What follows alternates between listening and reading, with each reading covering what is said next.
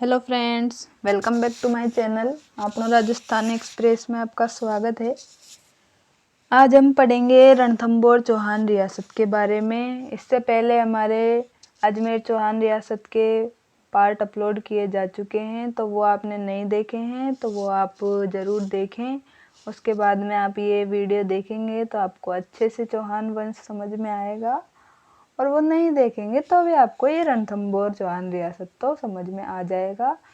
तो आप इस वीडियो में बने रहें। तो आज हम रणथंभौर के चौहान शासकों के बारे में चर्चा करेंगे।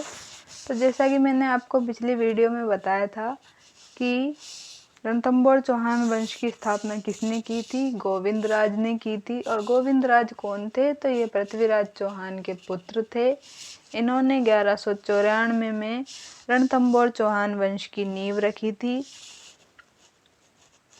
इनके बाद में कौन है? इनके बाद में वालन देव, इन्होंने ये शासक रहे। इन्होंने 1226 में इल्तुतमिश में रणथंभौर में आक्रमण किया। इनके शासनकाल में क्या हुआ? 1226 में इल्तुतमिश ने रणथंभौर पर आक्रमण किया। और वालन देव के बाद कौन आए? वालन देव के बाद आए वाघ भट्ट। और वाघ भट्ट के शासनकाल में क्या हुआ? रजिया सुल्तान ने रणथंभौर पर अटैक किया। और 1248 में नसीरुद्दीन मोहम्मद ने भी यहाँ पर अटैक किया था। कहाँ पर? रणथंभौर दुर्ग पर अटैक किया था। और वाघ भट्ट के बाद में कौन आए? वाघ भट्ट के बाद में आए जैत्र सिंह, या फिर जिन्हें हम जय सिंह के नाम से भी जानते हैं, वो आए। और ये कौन थे? तो ये आप सब जिन्हें जानते हैं, हम्मीर देव चौहान, राजा हम्मीर, उनके पिता थे। ये कौन थे? जय सिंह या जैत्र सिंह। इनका शासनकाल कब से कब तक रहा? तो इनका शासनकाल रहा 1250 से 1282 तक। कब से कब तक? 1250 से 1282 तक। किसका? जय सिंह या जैत्र सिंह का। तो इनका शासनकाल इतना इम्पोर्टेंट नहीं है। इन चारों का ज़्यादा इम्पोर्टेंट शासनकाल है हम्मीर देव चौहान का, जिनके बारे में एग्ज़ाम में क्वेश्चन भी पूछे जाते हैं। तो आज हम इनके बारे में ही विस्तार से चर्चा करेंगे। तो हम्मीर देव चौहान कौन थे? तो ये जय सिंह या फिर जैत्र सिंह के पुत्र थे। और इनका शासनकाल रहा 1282 से 1301 ईस्वी तक। और ये जय सिंह के तीसरे नंबर के पुत्र थे। और हम्मीर देव के बारे में जानकारी कौन कौन से स्रोतों से मिलती है? तो इनके बारे में हमें जानकारी मिलती है हम्मीर हट सुरजन चरित्र, जो कि किसके द्वारा रचित है? चंद्रशेखर द्वारा रचित है। नेक्स्ट है हमारा हम्मीर महाकाव्य, जो कि नयन चंद्र सूरी के द्वारा रचित है। हम्मीर रासो, जो जोधराज द्वारा रचित है। हम्मीर मदमर्दन, जय सिंह सूरी द्वारा रचित है। हम्मीर रायण, ये भाड़व व्यास। और हम्मीर बंदन, जो कि अमृत कैलाश द्वारा रचित है। इन सभी ग्रंथों से हमें हम्मीर देव के बारे में जानकारी मिलती है। इन सबसे एग्ज़ाम में कोई ना कोई क्वेश्चन पूछा जा चुका है, तो आप इन्हें ज़रूर से ज़रूर नोट करें और याद रखने की कोशिश करें और बार बार रिवाइज करें, ताकि आपका एग्ज़ाम में क्वेश्चन गलत नहीं हो। तो आगे हम देखते हैं कि हम्मीर देव के बारे में और क्या क्या बातें बताई गई हैं, इन्होंने क्या क्या किया था। तो हम्मीर देव ने क्या किया था? हम्मीर देव ने अपना जो शासनकाल था 1282 से 1301 ईस्वी तक, उसमें टोटल 17 युद्ध किए थे। क्या किया था? टोटल इन्होंने कुल 17 युद्ध किए थे, जिसमें से 16 युद्ध इन्होंने जीते थे और सिर्फ एक ही युद्ध में ये हार गए थे। उसके बारे में इन्होंने बताया है यहाँ पर। और हम्मीर इतिहास में किसके लिए प्रसिद्ध थे? हम्मीर अपने जो हिस्ट्री है उसमें शरणागतों को रक्षा देने के लिए, कोई भी उनके पास जो शरण लेने जाएगा उसकी वो मरते दम तक रक्षा करेंगे, उसके लिए प्रसिद्ध थे। और अपने हट के लिए ये प्रसिद्ध थे। तो शरणागत की रक्षा और हट के लिए किसको प्रसिद्ध माना गया है, प्रसिद्ध बताया गया है? तो हम्मीर देव चौहान को बताया गया है। इसके बारे में 2 पंक्तियाँ भी लिखी गई है। सिंह सुवन सतपुरुष वचन, क्या लिखा गया है, सिंह सवन सतपुरुष वचन कदली फलत एक बार, तिया तेल हमीर हट चंडे न दूजी बार। ये बात जो लिखी गई है वो हमीर देव की शरणागत रक्षा और हट के लिए बताई गई है। और हमीर देव चौहान ने कौन सा युद्ध किया था जो बहुत ही प्रसिद्ध है, जो सभी जानते हैं लगभग, तो वो था हमारा रणथंभौर का युद्ध। रणथंभौर का युद्ध कब हुआ था, तो रणथंभौर का युद्ध हुआ था हमारा 1301 ईस्वी में। 1301 ईस्वी में किस किस के बीच में हुआ था ये युद्ध, तो ये युद्ध हुआ था अलाउद्दीन खिलजी और हमीर देव चौहान के बीच में। और फिर क्या हुआ था, इससे पहले भी कुछ युद्ध हुए थे यहाँ पर, वो कौन कौन से हुए थे रणथंभौर दुर्ग में, उसके बारे में भी देख लेते हैं थोड़ा सा शॉर्ट में। कि 1290 और 1292 में क्या था, जलालुद्दीन खिलजी दिल्ली का शासक था। जलालुद्दीन खिलजी ने भी रणथंभौर दुर्ग को पाने के लिए बहुत से प्रयास किए, लेकिन वो उनमें असफल रहा। और 1296 में क्या हुआ, जो जलालुद्दीन खिलजी था उसकी हत्या किसने कर दी, अलाउद्दीन खिलजी ने कर दी। और अलाउद्दीन खिलजी स्वयं दिल्ली का शासक बन गया। और दिल्ली का शासक बनने के बाद में उसने 1301 ईस्वी में रणथंभौर के दुर्ग पर अटैक किया। और रणथंभौर के दुर्ग पर उसने अटैक क्यों किया, उसके बारे में भी थोड़ी सी हम आगे चर्चा करेंगे कि उसके बारे में किसने क्या क्या मत दिए हैं और क्या क्या कारण रहे उसके लिए उसने यहाँ पर युद्ध किया। इससे पहले हम देखते हैं कि हमीर देव चौहान ने कौन कौन से सैन्य अभियान किए और अपने साम्राज्य को विस्तारित करने के लिए क्या क्या किया।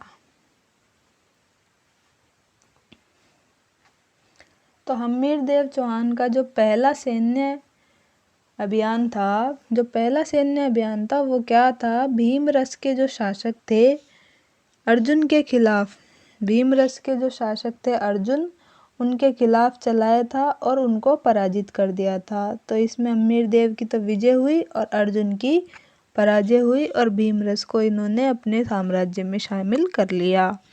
इसके बाद में इन्होंने क्या किया, इसके बाद में इन्होंने चित्तौड़ के जो शासक थे उस समय समर सिंह, कौन थे, समर सिंह, उन्हें भी पराजित किया। और आबू के जो शासक थे प्रताप सिंह, उनको भी इन्होंने पराजित कर दिया। तो 3 शासकों को पराजित कर दिया, अर्जुन, समर सिंह और प्रताप सिंह। भीमरस के शासक थे अर्जुन, चित्तौड़गढ़ के कौन थे, समर सिंह, और आबू के कौन थे, प्रताप सिंह। इन तीनों को इन्होंने हमीर देव जी ने पराजित कर दिया था। इसके बाद में हम अलाउद्दीन खिलजी वाली घटना की चर्चा करते हैं कि उनके बारे में क्या बताया गया है। कि जो अलाउद्दीन खिलजी है, अलाउद्दीन खिलजी ने क्या किया था, अलूग खां और नुसरत खां को कहाँ भेजा था, गुजरात भेजा था। और क्यों भेजा था, लूटपाट करने के लिए और मंदिर तोड़ने के लिए, और लूटपाट से जो खजाना मिलेगा, दौलत मिलेगी, पैसे मिलेंगे, वो लूट कर लाने के लिए उसने अलूग खां और नुसरत खां को गुजरात भेजा था। और गुजरात से वापस आते समय जालोर में मंगोल शासक कौन थे, मोहम्मद शाह, मंगोल शासक मोहम्मद शाह और केबरू, इनसे जो लूट का माल लेकर आए थे अलूग खां और नुसरत खां, अलूग खां और नुसरत खां जो लूट का माल लेकर आए थे गुजरात से, वो जालोर में मंगोल जो शासक थे मोहम्मद शाह और केबरू, इन चारों में क्या हो गया, इन चारों में लूट के माल को लेकर विवाद हो गया। तो इन चारों में विवाद हो गया और मंगोल शासक मोहम्मद शाह और केबरू ने क्या किया कि हिस्सा देने से मना कर दिया।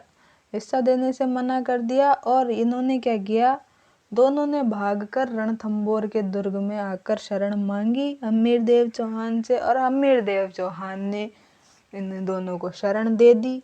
तो मंगोल शासकों को शरण देने के कारण अलाउद्दीन खिलजी को गुस्सा आ गया और अलाउद्दीन खिलजी ने रणथंभौर के दुर्ग पर अटैक कर दिया। ऐसी यहाँ पर चर्चा बताई जाती है एक तो।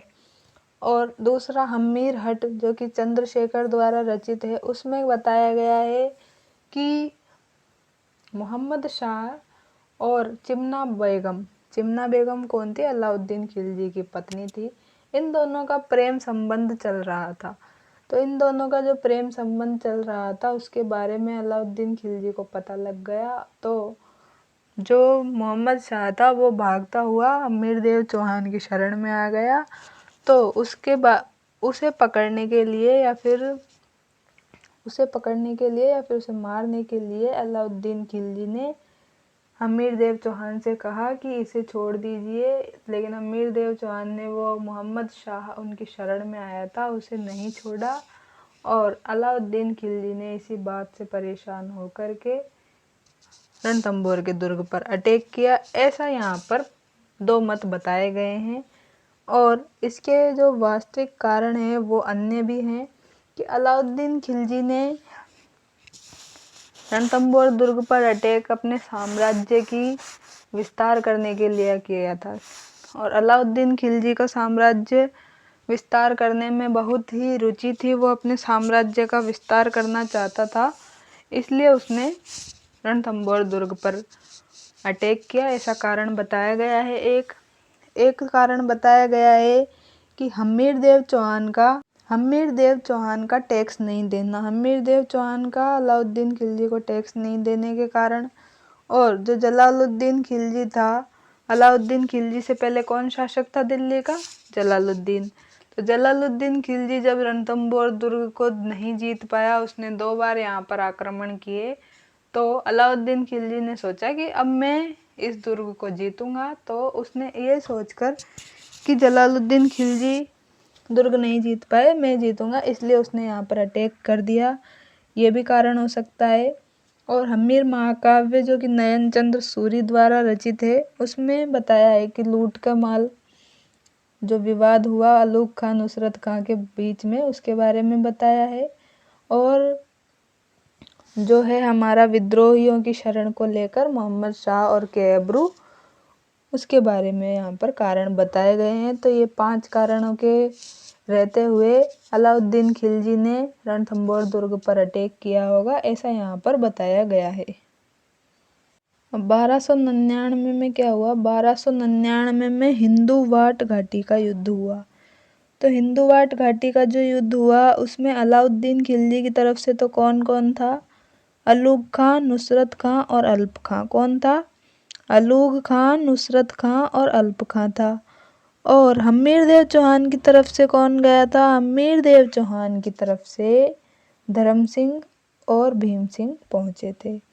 इसमें क्या हुआ? हिंदुवाट घाटी के युद्ध में अलाउद्दीन खिलजी वालों की तो हार हो गई और हमीरदेव चौहान की तरफ से जो थे उनकी जीत हो गई। लेकिन हमीरदेव चौहान की तरफ से जो भीम सिंह गए थे, इनके सेनापति जो थे भीम सिंह, उनकी तो मृत्यु हो गई, वो शहीद हो गए इस युद्ध में। और धर्म सिंह वापस रणथंभौर पहुंच गए।